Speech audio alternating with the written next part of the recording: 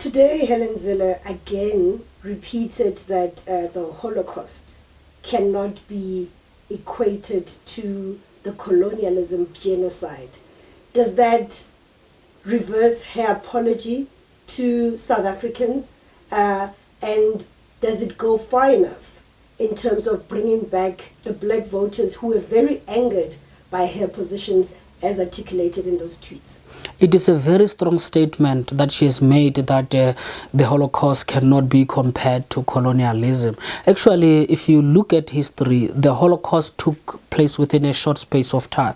Colonialism was very massive, followed people where they live, divided societies to a point where even today we still have that legacy, inequality and so forth that continue to ravage former colonial, you would say, countries, still continue today.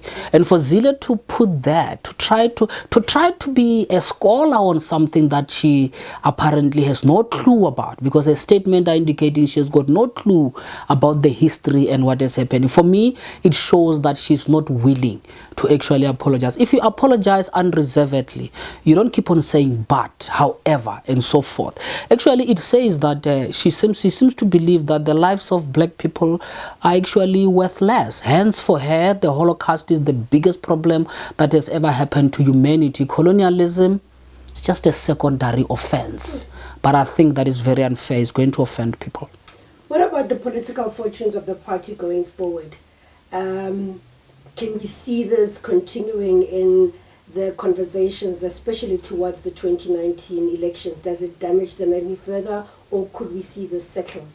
Well, I think that other parties, the ANC, your EFF, and other progressive parties within the country are going to try by all means to punish the DA about this, the manner in which they have dealt with.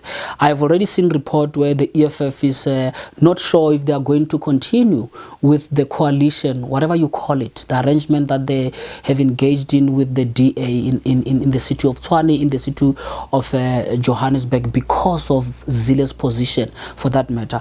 And of course, any party that enters into a grand coalition with the Democratic Alliance should also explain how do they feel about such kind of comments. These are serious comments. It's not just a simple gaffe. This is about one of the greatest historical injustice ever been perpetuated on the African continent, and she was seeking to defend it.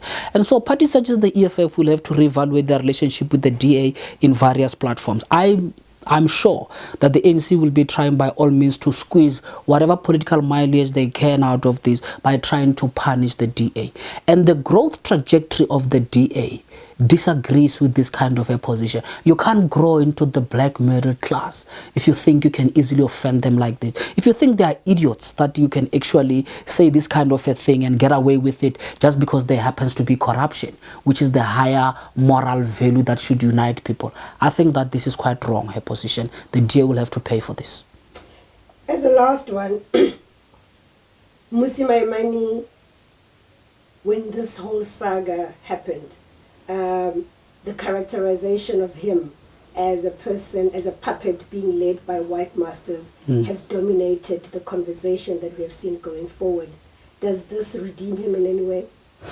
Not necessarily. It will appear as if Mr. Maimane has taken half measures out of this, but I also think that people need to understand as well that indeed if Mr. Maimane's leadership as a black person is not being recognized within the DA, it will take a while for the DA to begin to appreciate his leadership and where he wants to take the party.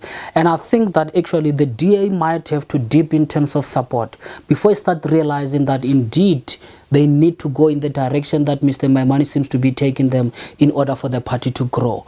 And for now, had Zille not tried to defend this, Mr. Maimane's position will have been better. But the aggression at which Zille tried to defend this, actually daring the leadership of the DA, pushing them to the corner where they've had to make that kind of a choice, that is what I think was very unfair. And I think that Zille deliberately might have known that this is going to put Mr. Maimane in that position, particularly after the initial tweet.